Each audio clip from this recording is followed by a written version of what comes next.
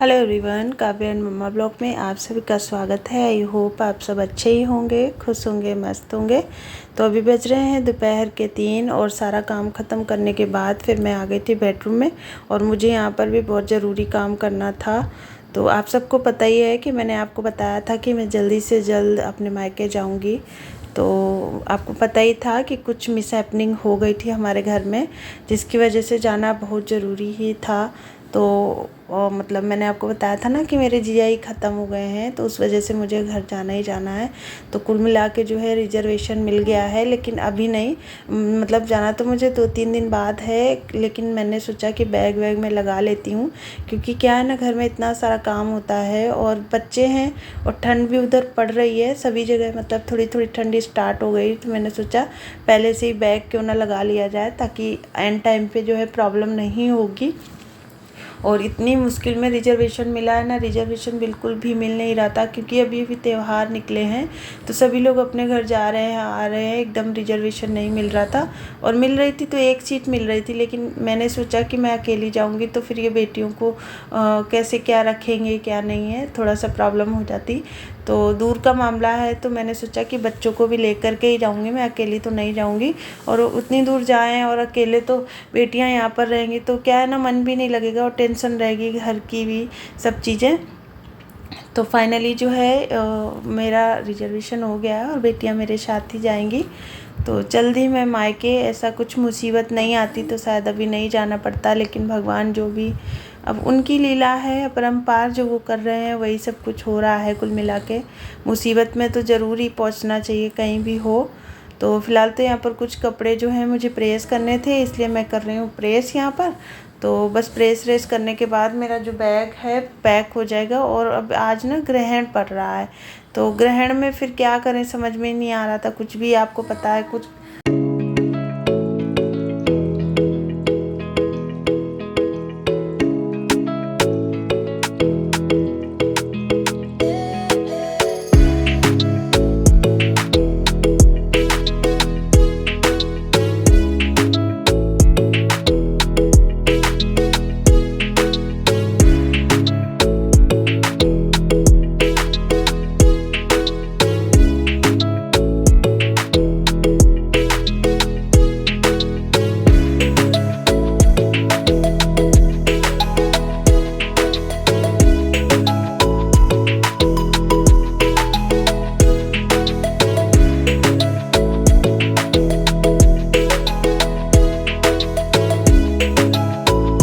काम करते करते शाम के 5 बज गए थे। और अब की जो बार जो ग्रहण पड़ रहा है ना, वो थोड़ा कहते हैं भगवान पे थोड़ा सा ज़्यादा भारी है, कष्टकारी है।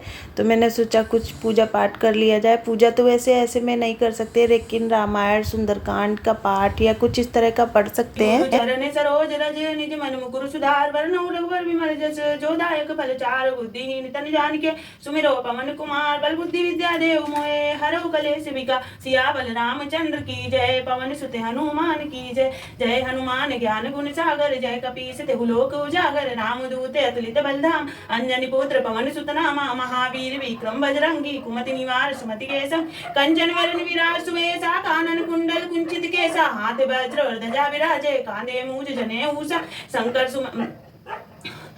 सुमन केसरी नंदन तेज प्रताप महारन मंगल मूर्ति रूप राम लखन सीता सहित हृदय बसे सुरपुर सियावल रामचंद्र की जय। पवन सुत हनुमान की जय। बोलो सभी देवी देवताओं की जय हो। कृपा करो, कृपा करो।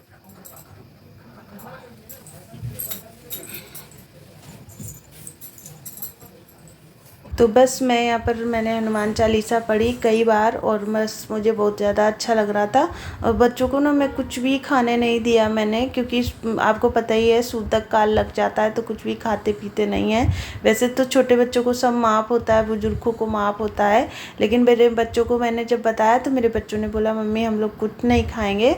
उसके बाद देखिए यहाँ पर ब्रेड लाए थे तो उसकी बनाई जा रही है ये सब लगा करके। और ये रेसिपी जो है ना मेरी काव्या की है, काव्या ही मुझे बता रही थी मम्मी ऐसे बनाओ, ऐसे करो, ऐसे करो।